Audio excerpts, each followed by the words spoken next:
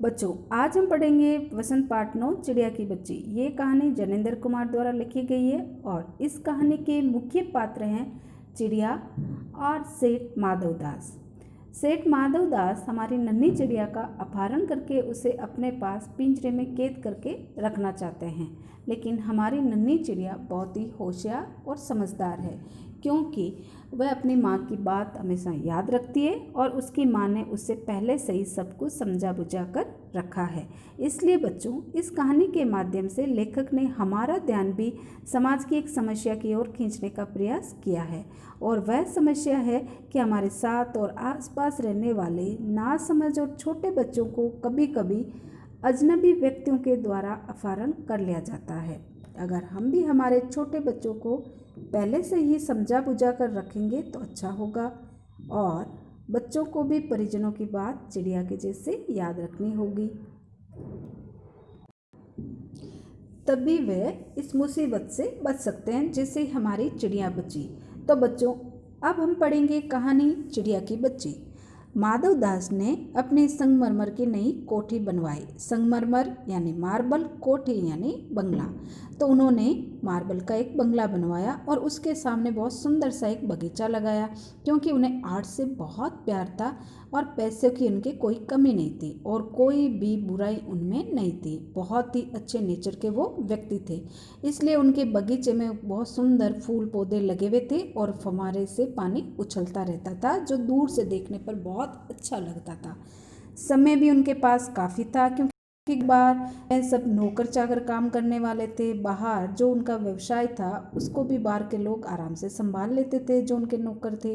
इसलिए उनके पास तो समय ही समय था और घर में उनके अलावा कोई और सदस्य उनके साथ नहीं रहता था, नौकरों के अलावा। इसलिए जब वे संध्याकालीन समय अपने ऑफिस से घर आते थे, उस समय शाम को दिन की गर्मी कम हो जाती थी और आसमान का रंग थोड़ा सा बदल जाता। तब वे अपनी कोठी के बाहर चबूतरे पर एक तख्त डलवाते और मसनद के सारे गलीचे पर बैठ जाते और प्रकृति को बहुत प्यार से निहारते रहते, यानी देखते रहते। इससे मानो उनके मन को संतुष्टि मिलती है, तृप्ति यानी संतुष्टि मिलती है। कभी कभी उनके फ्रेंड्स उनके घर आ जाते तो वह उनसे बातें कर लेते। अगर कोई और नहीं होता तो वह अपने हुक्के को पीते हुए मन ही मन ख्याल की दुनिया बुनाते हुए संध्या को सपने की भांति गुजार देते। संध्या यानी शाम का समय और स्वप्न यानी सपना। आज आसमान में कुछ कुछ बादल थे, लेकिन पूरे बादलों से आसमान भरा हुआ नहीं था, इसलिए थोड़ी थोड़ी धूप भी कहीं कहीं से आ रही थी। और माधवदास अपने बगीचे में बैठे हुए थे, क्योंकि उन्हें जिंदगी से अब कोई स्वाद नहीं मिला था। परिजनों में कोई था नहीं, अपना बच्चे कोई थे नहीं, और ऐसे में उनका मन भी नहीं लग रहा था। इसलिए उनका मन कुछ खाली खाली सा महसूस हो रहा था। उस दिन संध्या समय उनके देखते ही देखते सामने एक गुलाब का पौधा था। उस गुलाब की डाली पर एक बहुत प्यारी सी चिड़िया आकर बैठी, और चिड़िया सच में बहुत सुंदर थी, क्योंकि उसकी गर्दन लाल थी और गुलाबी भी थी, और उसके किनारे पर जरा जरा नीली भी पड़ गई थी। यानी उसकी गर्दन में 3 रंग थे, लाल भी था, गुलाबी था, और उसका किनारा है वो नीले रंग का भी था, और पंख ऊपर से चमकदार स्याही थे, यानी गहरा नीला रंग उसके पंखों का था। और उसका बहुत छोटा सा सिर बहुत प्यारा लग रहा था, और शरीर पर अलग अलग प्रकार के चित्र बने हुए थे। चिड़िया को मानो माधवदास की सत्ता का कुछ नहीं पता था। चिड़िया तो ऐसे ही आई थी, उससे थोड़ी पता था कि इसका मालिक कौन है और वो उसको देख रहा है ना। तो चिड़िया तो वहाँ पर आकर आराम से उस टहनी पर बैठ गई, और कभी हिलती डुलती, कभी इधर फुदकती, कभी उधर फुदकती, खूब खुश हो रही थी वो। और नन्ही सी चोंच से प्यारी प्यारी वो आवाज़ भी निकाल रही थी, यानी सुंदर सा गाना भी गा रही थी। माधवदास को वह चिड़िया बहुत अच्छी लगी। उसकी स्वच्छंदता यानी स्वतंत्रता भी उसे अच्छी लग रही थी। कुछ देर तक वह उस चिड़िया को प्यार से देखता रहा, क्योंकि वह चिड़िया इस डाल से उस डाल पर कभी थिरक रही थी, कभी फुदक रही थी, कभी गा रही थी, और इस समय वे अपना सब कुछ भूल गए। यानी चिड़िया की ये हरकतें देखते हुए माधवदास अपना सब कुछ जो दर्द था वह भूल गए। उन्होंने उस चिड़िया से फिर पुकारा, यानी उन्होंने उस चिड़िया को पुकारा और कहा, आओ, तुम आज बड़ी अच्छी लग रही हो। ये बगीचा तुम लोगों के लिए बनाया है और तुम्हारे बिना ये बगीचा सूना लगता है। यानी माधवदास चिड़िया को छेड़ते हुए क्या कहता है, आओ चिड़िया, तुम तो आज बहुत अच्छी लग रही हो और ये बगीचा मैंने जो बनाया है ये तुम्हारे लिए ही है, और जब तक तुम्हारे जैसे पंछी यहाँ नहीं आते मेरा बगीचा सूना ही रहता है। फिर कहते हैं, सुनो चिड़िया, तुम खुशी से ये समझो कि ये बगीचा मैंने तुम्हारे लिए ही बनवाया है और यहाँ तुम कभी भी आ सकती हो, तुम्हें कोई नहीं रोकेगा। यानी वो चिड़िया को कैसे पटा रहे हैं कि हे चिड़िया सुनो, ये बगीचा मैंने तुम्हारे लिए ही बनाया है, तुम खुश होकर कभी भी यहाँ आ सकती हो और फुदक सकती हो, तुम्हें यहाँ आते हुए कोई नहीं रोकेगा। चिड़िया पहले तो असावधान रही, यानी चिड़िया अचानक ही हुए इस हमले को समझ नहीं पाती है और थोड़ी सी देर माधवदास की बात सुनने लग जाती है। फिर जानकर कि बात उससे ही की जा रही है वह एकदम से घबरा गई। यानी पहले तो चिड़िया इधर उधर झांक कर देखती है कि ये आवाज़ किसके लिए हो रही है और कौन बोल रहा है, लेकिन जैसे ही उसे पता चलता है कि ये बात मेरे से ही हो रही है तो वह तुरंत घबरा जाती है। फिर संकोच को जीत कर बोलती है, फिर अपने आगे पूछती है, मुझे मालूम नहीं था कि ये बगीचा आपका है। यानी चिड़िया क्या कहती है कि माफ़ करना, मुझे मालूम नहीं था कि ये बगीचा आपका है, मैं अभी चली जाती हूँ, पल भर सांस लेने के लिए मैं यहाँ रुक गई थी। चिड़िया क्या कहती है, जैसे उसे सारी स्थिति पता चलती है तो वो तुरंत सेठ जैसे बोल पड़ती है, मुझे मालूम नहीं था कि ये बगीचा आपका है, माफ़ करना, मैं अभी चली जाऊंगी, मुझे थोड़ी देर सांस लेनी थी, यानी मैं काफ़ी देर से उठ रही थी इसलिए मैं थक गई, तो मैं थोड़ी देर के लिए सांस लेने के लिए यहाँ रुक गई, यानी आराम करने के लिए यहाँ रुक गई, अभी मैं यहाँ से जाती हूँ। तो माधवदास ने कहा, हाँ बगीचा तो मेरा है, ये संगमरमर की कोठी भी मेरी है, यानी ये मार्बल की बंगला भी मेरा है, लेकिन इन सबको तुम अपना भी समझ सकती हो, सब कुछ तुम्हारा भी हो सकता है।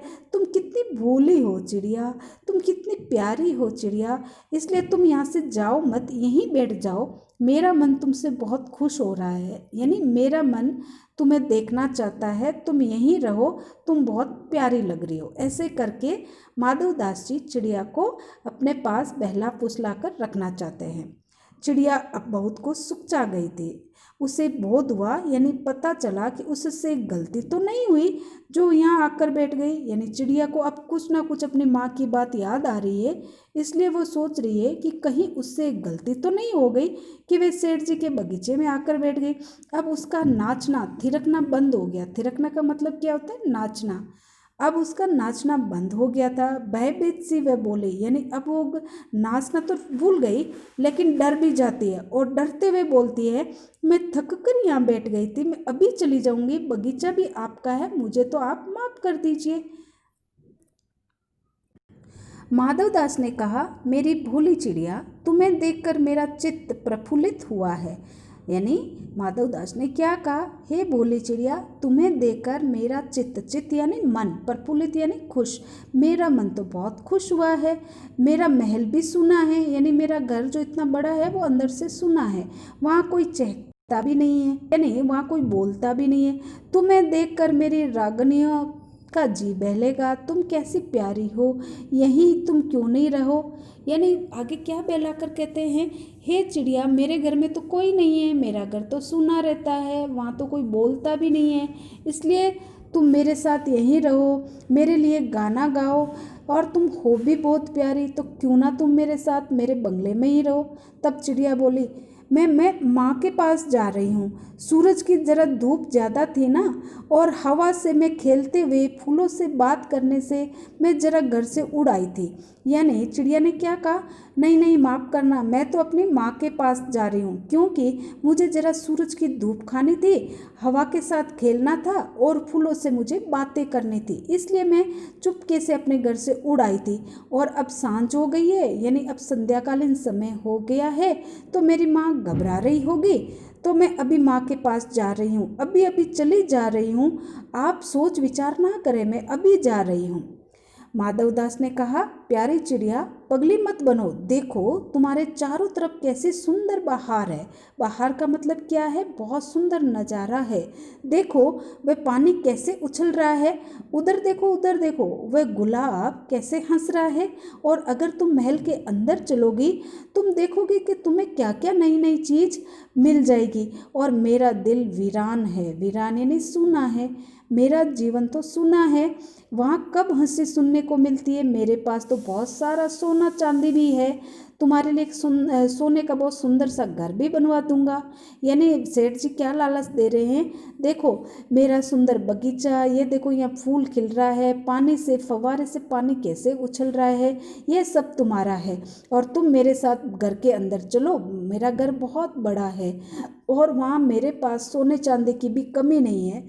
तो मैं तुम्हारे लिए सोने का एक बहुत सुंदर घर बनाऊंगा, मोतियों की उस घर में झालर भी लगाऊंगा और मैं तुम्हें हर समय खुश भी रखूंगा। तुम्हें और क्या चाहिए वो सब बता दो, मैं तुम्हारे लिए वो सब काम करूंगा। तुम माँ के पास क्यों जा रही हो छोटी चिड़िया? तुम मेरे पास ही रह जाओ, तुम तो भोली वाली गुड़िया सी हो चिड़िया, मेरी बात मान जाओ। चिड़िया अब तो इन बातों से बहुत डर जाती है और फिर बोलती है, मैं भटक कर तनिक आराम के लिए इस डाली पर रुक गई थी। क्या कहती है डर कर? कि मैं रास्ता भूल गई थी, इसलिए थोड़ी देर के लिए मैं इस डाली पर रुक गईगी। अब भूल कर भी ऐसी मैं गलती कभी नहीं करूँगी। मैं अभी यहाँ से उड़ी जा रही हूँ, मैं तुम्हारी बातें मेरी समझ में नहीं आ रही है। मेरी माँ के घोंसले के बाहर बहुत ही सुनहरी धूप आती है, मुझे और क्या करना है? 2 दाने माँ ला देती है, जब मैं पर खोलने बाहर जाती हूँ मेरी माँ मेरी बाट देखती रहती है। मुझे तुम और कुछ मत समझो, मैं तो अपने माँ की ही हूँ।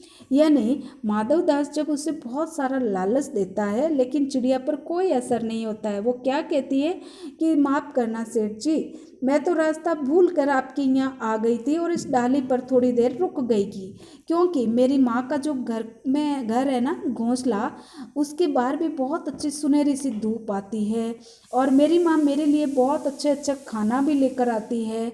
और जब मैं पर खोल कर बाहर निकलती हूँ, उड़ती हूँ, तो मेरी माँ लगातार मेरा ही ध्यान करते हुए बाट जोती है, यानी मेरा इंतजार करती रहती है। तो सेठ जी मुझे और कुछ नहीं चाहिए, मैं तो अपनी माँ की हूँ। आप मेरे रास्ते से हट जाओ, मैं तो अपनी माँ के पास जा रही हूँ। तो बच्चों आज आपको ये पाठ दोबारा पढ़ना और समझना है।